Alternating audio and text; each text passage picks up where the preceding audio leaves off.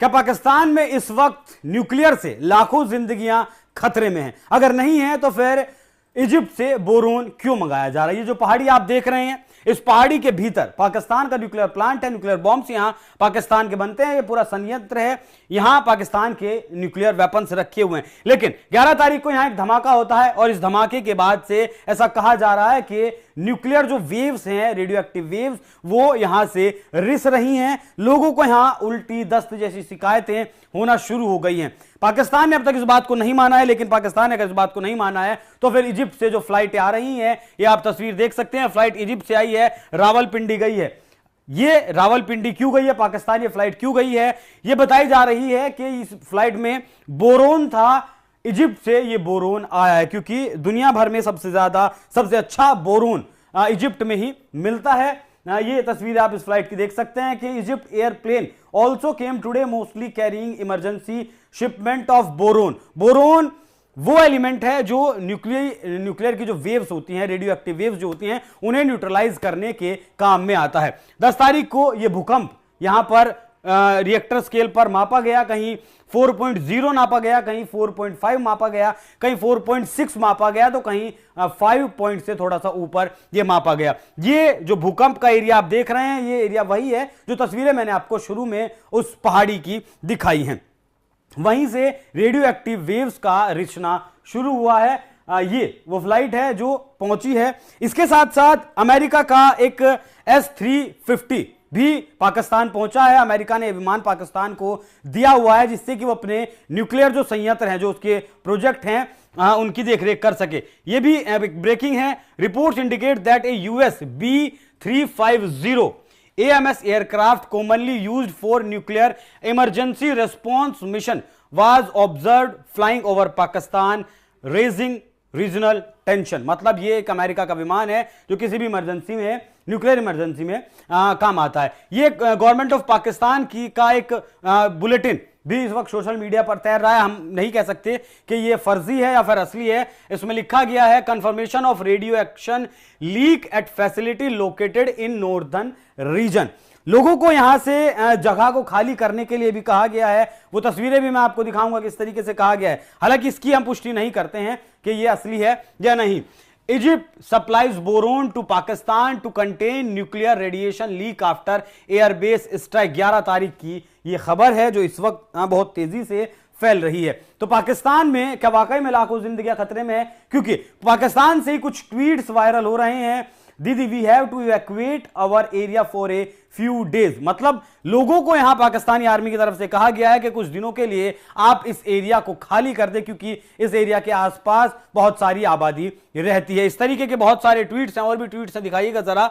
सिर्फ उस इलाके से नहीं, पाकिस्तान से नहीं, दुनिया भर के लोग ये बात बता रहे हैं। The military is forcing people to leave immediately, saying leave or die due to radiation. मतलब या तो आप इस जगह को खाली कर दें, नहीं तो फिर आप मरने के लिए तैयार हैं। दुनिया के और भी बहुत सारे लोग हैं जो इस विषय पर अपनी राय लिख रहे हैं। Radiation is spreading in Pakistan from smaller bombs, all water must came from underground sources, do not drink radiated water as it will be cause cancer. मतलब जो पानी, मतलब नदियों का जो पानी है या फिर खुले में जो सब्जियां लगी हुई हैं, जो भी चीजें हैं, किसी को आप ना छुएं। अगर आप छूते हैं तब आपको कैंसर हो सकता है। इस तरीके की बातें पाकिस्तान में कही जा रही हैं। एक और ट्वीट लिखा गया, कैसे दूसरों के लिए बनाए गए वेपन तुम्हें खुद को नष्ट कर सकती हैं। पाकिस्तान इसका साक्षात उदाहरण है। अमेरिका से न्यूक्लियर इमरजेंसी सपोर्ट जहाज B-350 AMS पाकिस्तान पहुंचा है। इजिप्ट वायुसेना द्वारा बोरोन भी पाकिस्तान में भिजवाया गया है। तो क्या अपनी एक छोटी सी जिद के चलते पाकिस्तान के जो रहनुमा है, या कहें कि जो पाकिस्तान की सरकार को चला रहे हैं, उन्होंने लाखों लोगों की जिंदगी को खतरे में डाल दिया है। When one side is bombing nuclear weapon storage facilities of the other and the other has no ability to retaliate left, then that's a clear cut victory in my books। Tom Cooper ये बात लिखते हैं। मतलब जब एक देश दूसरे देश पर हमला करता है और दूसरे देश के पास उसका जवाब देने की ताकत नहीं है। US national nuclear safety administration nuclear emergency support aircraft B-350 spotted in Pakistan. तो पाकिस्तान में अमेरिका का जो न्यूक्लियर इमरजेंसी हेलीकॉप्टर है वो पाकिस्तान में आखिर कर क्या रहा है। ये वो वीडियो है यहां के लोगों का, यहां जो भाषा बोल रहे हैं वो तो आप नहीं समझ पाएंगे।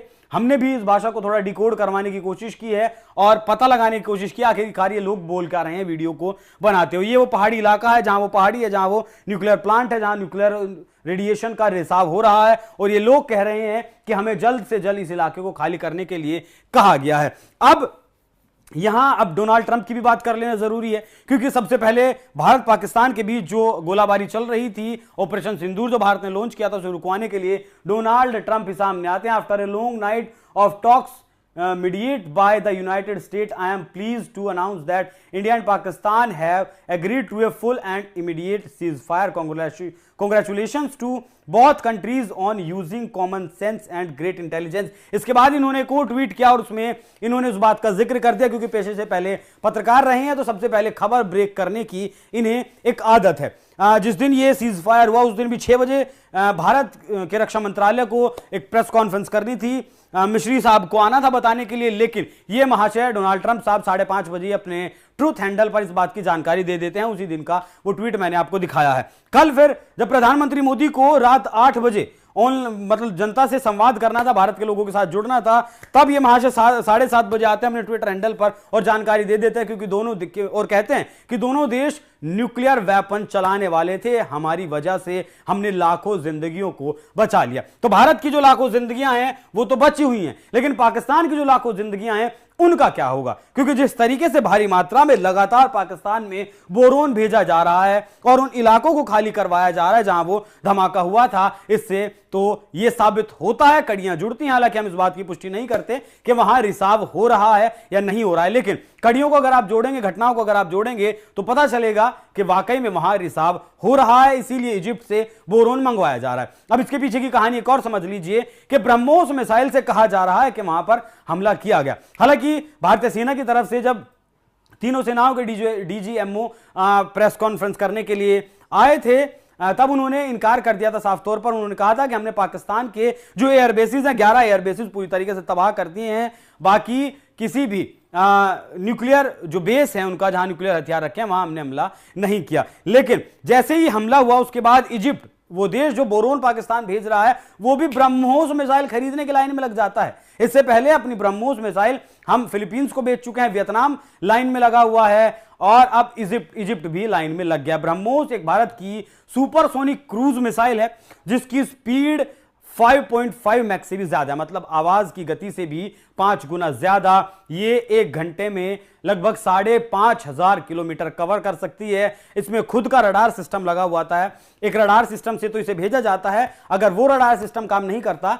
तो इसके अंदर भी एक रडार सिस्टम लगा हुआ होता है। इसका एक्यूरेसी रेट 1 मीटर है, मतलब जहां पिन पॉइंट आपने जिस जगह पर किया है उसी जगह पर ये मार करेगी। सीधी नहीं चलती है, जिससे अगर आपको बताऊं तो जमीन से मात्र 5 मीटर की ऊंचाई से लेकर 15 किलोमीटर की ऊंचाई तक ये जा सकती है और लक्ष्य चाहे कहीं भी है, वो रास्ता कैसा भी है, पहाड़ी है, पहाड़ी के पिछली तरफ है या किसी सुरंग में है, जिस टारगेट को इसमें लॉक कर दिया गया ये उसी टारगेट पर जाकर फटेगी, क्योंकि इसमें रशिया का रैमजेट इंजन लगा है जो बहुत ज्यादा ताकतवर होता है। ये तो रही ब्रह्मोस की मिसाइल। उस ब्रह्मोस की मिसाइल जिसके बारे में कहा जा रहा है कि इसी ब्रह्मोस से ये जो धमाका आपने देखा शुरुआती तस्वीरों में उससे हुआ है। अब बड़ा सवाल है कि बोरोन पाकिस्तान में क्यों मंगवाया जा रहा है?